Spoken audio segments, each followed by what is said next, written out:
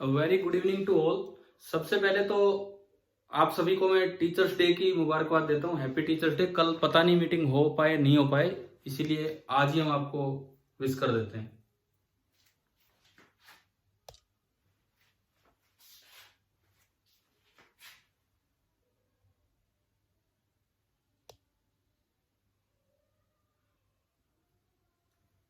तो अभी आज की क्लास में आवाज सुन रही है ना आपको, आप सभी को?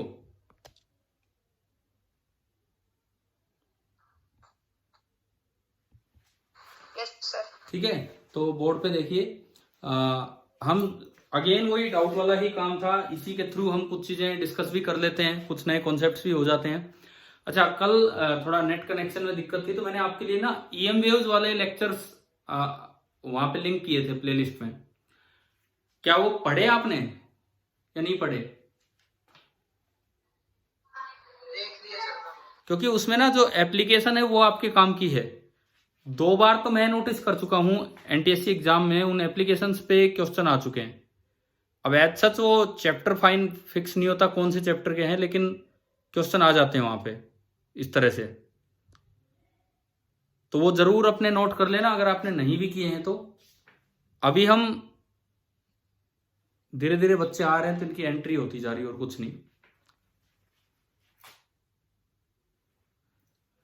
देखिए, बोर्ड पे मैंने एक क्वेश्चन लिखा है। पहला डाउट जो आज नहीं कल भेजा था एक बच्चे ने, लेकिन कल क्लास नहीं हो पाई, इस वजह से हम वो डाउट ले नहीं पाए थे। तो पहला डाउट आपका ट्रांसफॉर्मर पे है। हालांकि आपको अभी हो सकता है बोर्ड नजर आ रहा है, क्लियर नहीं आ रहा है। पहला जो डाउट है आपका वो ट्रांसफॉर्मर पे है। ट्रांसफॉर्मर में प्राइमरी और सेकेंडरी साइड हम किन किन को बोलते हैं बताओ आप? किस साइड को प्राइमरी बोलेंगे, किस साइड को सेकेंडरी बोलेंगे ट्रांसफॉर्मर में?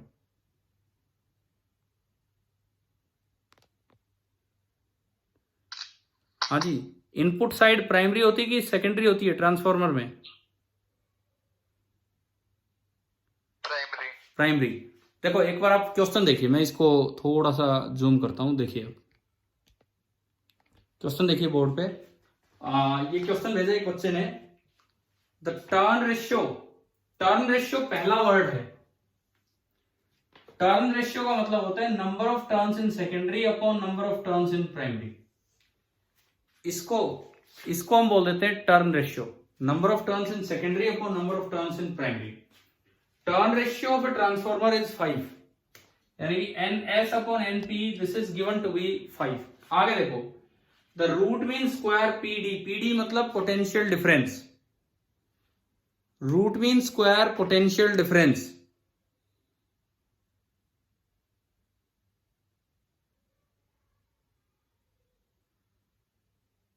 देखो अब, the root mean square potential difference in the primary is 100 volt. जो आपकी प्राइमरी साइड है वहां पे VRMS आपको दे रखा है 100 वोल्ट, ये दिया हुआ है। एक बार इसको देख के बताओ, सेकेंडरी साइड में ज्यादा टर्न है कि कम टर्न है? सेकेंडरी साइड में ज्यादा टर्न है कि कम टर्न है? बताओ यहां से देख के। ज्यादा।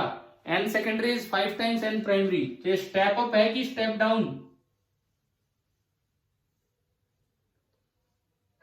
स्टेप डाउन बोला यार एक बच्चे ने, जबकि ये है step up.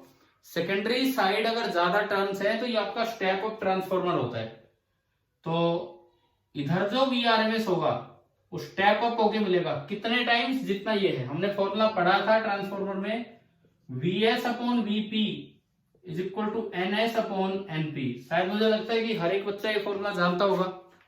VS upon VP is equal to NS upon NP। ठीक है, तो अगर आप ये लगाओगे तो प्राइमरी की RMS वैल्यू 100 वोल्ट है, तो सेकेंडरी की RMS वैल्यू आएगी, सेकेंडरी की RMS वैल्यू आएगी 100 इंटू 5, यानी कि 500 वोल्ट। अच्छा, 500 वोल्ट तो है सेकेंडरी की RMS वैल्यू। इसने पूछा क्या है उस पर ध्यान दो आप। ये लिखता है, अच्छा इसमें एक वर्ड आया इंपिडेंस, इसका क्या मतलब है? क्या हमने पहले कभी ये वर्ड सुना है इंपिडेंस? बताएंगे आप लोग, क्या वर्ड इंपिडेंस आपने पहले कभी सुना है कि नहीं? रेजिस्टेंस। हाँ, रजिस्टेंस से भी ज्यादा जनरल वर्ड है इम्पीडेंस। रजिस्टेंस तो खाली रजिस्टर की होती है। अब सर्किट में कैपेसिटर, इंडक्टर कुछ भी हो, उन सबकी मिला के जो रजिस्टेंस बनती है वो होता है इम्पीडेंस। तो एक जनरल वर्ड है जो आगे हम 12th में पढ़ेंगे। सर्किट में सेकेंडरी साइड रेजिस्टेंस है 500 ओम, उधर की साइड।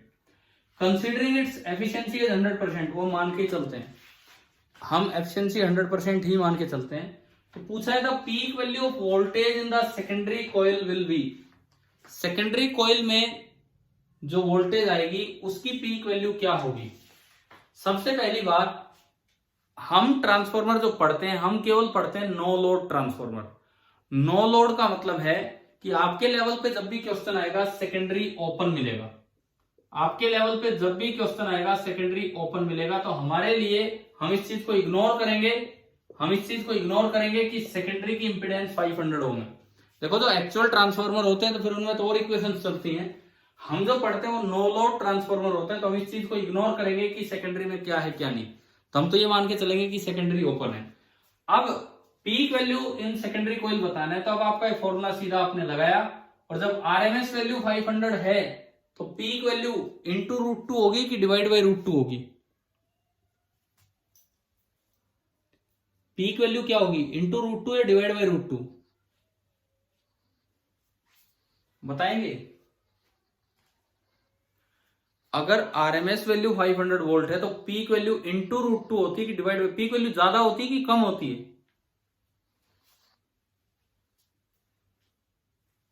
बोलो यार जवाब दो। पीक वैल्यू ज्यादा होती है कि कम होती है, अरे जवाब दो फटाफट। देखो ऐसे क्लास को मत टकाया करो, अब बोला करो। वी आरएमएस का फॉर्मूला होता है पीक वैल्यू अपॉन √2। तो जो पीक वैल्यू होगी वो होगी √2 इंटू आरएमएस वैल्यू। तो आंसर आ जाएगा 500 √2 वोल्ट। ऐसा इसमें ऑप्शन पहला दिख रहा है। अब बताओ क्या ट्रांसफॉर्मर का ये क्वेश्चन आपको समझ में आ गया है? ठीक है। दूसरी बात, देखो ट्रांसफॉर्मर एक बड़ा अच्छा टॉपिक है। 12th में भी नो लोड ही आता है, 12th क्लास में भी नो लोड ट्रांसफॉर्मर ही आप पढ़ते हो। उससे आगे चल के फिर लोड वाले ट्रांसफॉर्मर आते हैं, लेकिन 12th में वर्किंग डिटेल में है। फिर भी कोई बच्चा अगर अपनी तरफ से पढ़ना चाहे तो मैंने 12th की एसी की जो प्लेलिस्ट है उसमें ट्रांसफॉर्मर पे एक लेक्चर है, कोई इंटरेस्टेड हो तो वर्किंग समझ सकता है। बाकी इस पे आपके बोर्ड सिलेबस में है नहीं, 10th क्लास के बोर्ड सिलेबस में। अच्छा अब सुनो, आगे सुनो। एक दो सवाल ऐसे भेजे गए जो अभी शायद एक बच्चे ने भेजा था। देखो आप बताएंगे, एक अच्छा सवाल है, शायद पोजीशन टाइम ग्राफ दिया था। हाँ पोजीशन टाइम ग्राफ, एक कोई सिचुएशन आपको रिलेट करनी है उससे। एक कोई पोजीशन टाइम ग्राफ है, मे बी कुछ इस तरह का ग्राफ था, यहां गया फिर वो यहां गया एंड फिर वो यहां गया। हाँ भाई जिस भी बच्चे ने भेजा निशांत, यही था ना आपका पहला सवाल, वो जो एक सवाल था वो? नो सर, बी पार्ट है इसका। बी पार्ट, अच्छा ये हो गया था। चलो मैंने बोर्ड पे बना दिया है। तो आप लोग बताओ यार, एक ऐसी फिजिकल सिचुएशन रिलेट करो जो इस ग्राफ को रिप्रेजेंट करे। निशांत आप ही बताओ फिर, जो ये पोजीशन टाइम ग्राफ को रिप्रेजेंट करे, कोई भी ऐसी फिजिकल सिचुएशन।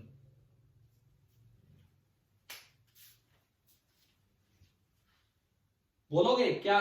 जैसे सवाल आ जाए, 4 ऑप्शन बन के आ जाए, पूछे कि इन 4 ऑप्शन में से कौन सी फिजिकल सिचुएशन इसको रिलेट कर रही है। मैं 4 ऑप्शंस लिखता हूं यहां पे। बॉल ड्रॉप्ड ऑन ग्राउंड, पहला ऑप्शन। दूसरा option, ball dropped and rebounding, ये आपका दूसरा ऑप्शन। मोशन का एक अच्छा सवाल है। तीसरा option, football kicked and coming back. D none of these, इस तरह का कुछ है। और क्या इनमें से कोई सिचुएशन रिलेट हो पा रही है क्या इससे? ऐसे सवाल बन के आ जाए मोशन में। देखो सुनो, तरीका सुनो, ये चीज यहां रखी थी, x बराबर 0 पे थी, आपने इसको धक्का मारा तो ये x पॉजिटिव में बढ़ती गई बढ़ती गई बढ़ती गई, यहां तक गई। उसके बाद अगेन ये वापस आने लगी तो x नेगेटिव मतलब कम होने लग गया होने लग गया होने लग गया, और ये यहां तक गई, यहां तक, और फिर यहां आके पोजीशन फिक्स होगी तो ये दोबारा रेस्ट पे होगी। मतलब जैसे मैंने किसी चीज को यहां से फेंका, वो यहां टकराई, वापिस आई और थोड़ा पीछे जाके रुक गई। बताओ इन चार में से ऐसा कौन सा ऑप्शन है?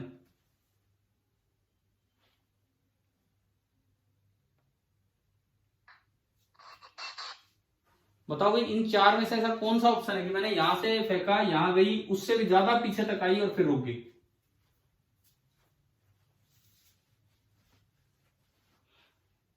क्या ये ग्राफ का मतलब समझ में आ रहा है कैसे कैसे ये ग्राफ बनाया है?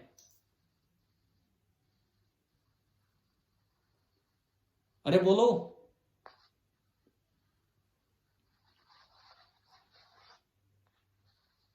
आवाज नहीं आ रही है क्या? मेरी आवाज नहीं पहुंच पा रही क्या आप तक?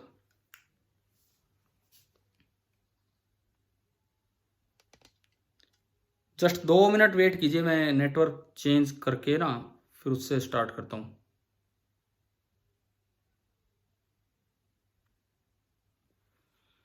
अभी बताओ, अभी आवाज सुन रही है इस नेटवर्क से?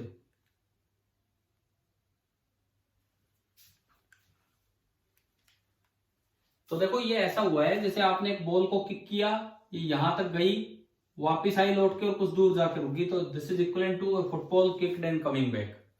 ये इस तरह का काम है, football kicked and coming back. ठीक है, अब इस तरह का ही इन्होंने एक और सिचुएशन भी भेजी थी, बिल्कुल ऐसी ही एक और सिचुएशन इन्होंने भेजी थी, उस पर मैं आता हूं। निशांत भाई आवाज आ रही है कि नहीं आ रही है? कट कट के आ रही है सर। यार क्या करे भाई, नेटवर्क ऐसा ही हो जाता है ये। तो ये बताओ, ये वाला क्या समझ में आया जो मैंने अभी बताया, ये पहला फर्स्ट पार्ट? Yes sir. ठीक है, सेकंड पार्ट ऐसा था, एक बार बताएंगे, एक्सटी ग्राफ ही था या वीटी ग्राफ था सेकंड पार्ट में? VT graph. वीटी ग्राफ है, ओके। इस बार आपको फिर से रिलेट करना है कुछ, मुझे लगता है कि उसमें पैरेलल स्ट्रेट लाइंस थी आपके ग्राफ में, इस तरह का कुछ ग्राफ था।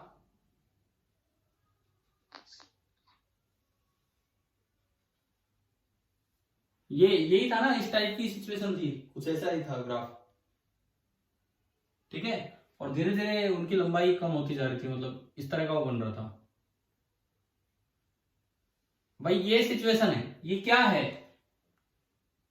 देखो जैसे आपने मान लो यहां से किसी बॉल को छोड़ा, t बराबर 0 इंस्टेंट है जब आपने कुछ स्टार्ट किया, यहां से आपने किसी बॉल को छोड़ा है t बराबर 0 से, तो उसकी वेलोसिटी नेगेटिव में बढ़ी बढ़ी बढ़ी बढ़ी, मैक्सिमम वेलोसिटी के साथ वो टकराया ग्राउंड पे, और तुरंत उसकी वेलोसिटी पॉजिटिव होगी।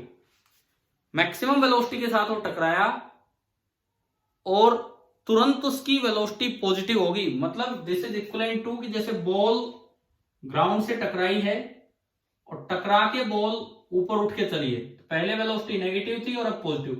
टक्कर के दौरान कुछ एनर्जी का नुकसान हुआ है, टक्कर के दौरान कुछ एनर्जी का नुकसान हुआ है, तो दोबारा वेलोसिटी उतनी ऊपर नहीं गई जितनी पहली बार थी, फिर अगली बार फिर ऐसे ही हुआ और फिर दोबारा से, तो यानी कि ये सेम काम रिपीट हो रहा है। यानी कि दिस इज इक्वलेंट टू कि जैसे आपने एक बॉल को ड्रॉप किया है, एक बॉल को ड्रॉप किया है और वो यहां से स्टार्ट हुई, टकराई, अब जब ये ऊपर जाएगी तो रुकेगी, रुकने वाला टाइम ये आ गया, यहां पे रुकी, फिर दोबारा नीचे मुड़ेगी तो वेलोसिटी नेगेटिव होगी, और फिर एक बार टकराएगी, टकराते ही वेलोसिटी फिर से पॉजिटिव होगी, फिर ऊपर गई रुकी, ऊपर गई रुकी, और फिर वेलोसिटी नेगेटिव होगी, नीचे आई। मैंने ये वाला भी समझा दिया है कि ये फिजिकल सिचुएशन किसके इक्वलेंट है, किस तरह का ये काम है। ठीक है, इसके बाद देखो आगे, भाई इन केस अगर आप आवाज नहीं सुन पा रहे हो, कोई दिक्कत है इसमें, तो ये थोड़ी ही देर में ये वीडियो अपलोड होगा तो आप उसमें एक बार रिपीट कर लेंगे अगर क्लियर नहीं हो पा रहा है तो। जो बच्चा अभी सुन पा रहा है देखिए, मैं एक बार फिर पूछूं, आवाज आ रही है कि नहीं आ रही आप तक लाइव क्लास के थ्रू?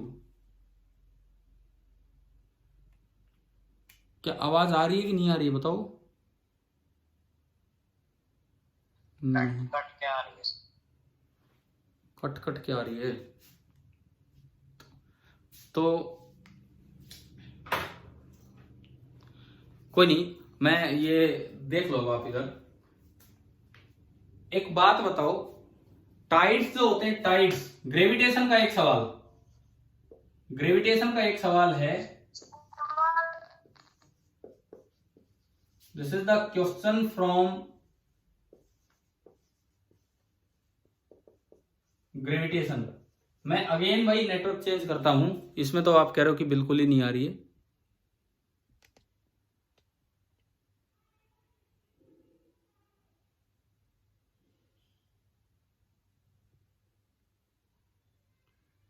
मैं आपसे ग्रेविटेशन का एक क्वेश्चन पूछने वाला हूं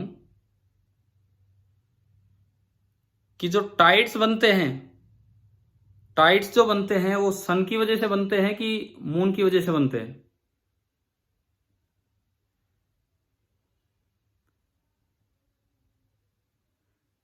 टाइड्स जो बनते हैं वो सन की वजह से बनते हैं कि मून की वजह से बनते हैं? टाइड फॉर्मेशन सन की वजह से होती है कि मून की वजह से? देखिए आप ये वीडियो लेक्चर देख लेना, मैं इसको कंप्लीट करता हूं। देखो जो टाइड फॉर्मेशन होती है, this is due to moon.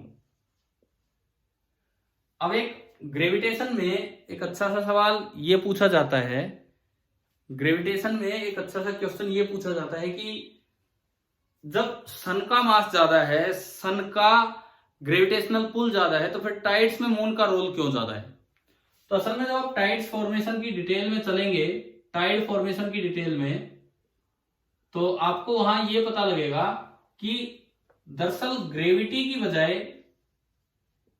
Gravity gradient मतलब डिफरेंस, कितनी साइड में चलने पे, इधर से उधर जाने पे ग्रेविटी में कितना डिफरेंस आ रहा है, टाइड फॉर्मेशन ग्रेविटी ग्रेडियंट पे डिपेंड करती है। इस पे ग्रेविटी ग्रेडियंट, जब कोई चीज दूर होती है, जब कोई चीज दूर होती है तो वो इतनी दूर है कि उसके लिए ये पॉइंट और ये पॉइंट ऑलमोस्ट सेम है, कोई इतनी दूर है कि उसके लिए ये पॉइंट और ये पॉइंट ऑलमोस्ट सेम है, तो ग्रेविटी उसकी वजह से जितनी यहां होगी उतनी इधर होगी, तो ग्रेविटी ग्रेडियंट ज्यादा नहीं है। लेकिन जब कोई चीज पास होती है तो उसकी वजह से थोड़ा साइड में भी आओगे तो ग्रेविटी में ज्यादा डिफरेंस आएगा। तो मून पास है हमारे, ना कि सन, तो उसके पास होने की वजह से, मून की वजह से, हालांकि ग्रेविटी कम है, परंतु दो आसपास के पॉइंट्स में मून की ग्रेविटी का डिफरेंस देखोगे वो ज्यादा है as compare to the difference in the gravity of sun. और टाइड्स बनते हैं ड्यू टू ग्रेविटी ग्रेडियंट। तो ग्रेविटी ग्रेडियंट मून पास होने की वजह से मून का ज्यादा है, इस वजह से tidal formation due to moon हो जाते हैं। हालांकि ये मून और सन दोनों का कंबाइंड इफेक्ट होता है। कभी बहुत हाई टाइड बनते हैं जब मून और सन की डायरेक्शन सेम डायरेक्शन में हो जाती है फुल मून के टाइम, कभी लो टाइड बनते हैं जो अपोजिट डायरेक्शन में होते हैं, एक दूसरे के ग्रेडियंट को कैंसिल कर रहे होते हैं, तो लो टाइड बनते हैं।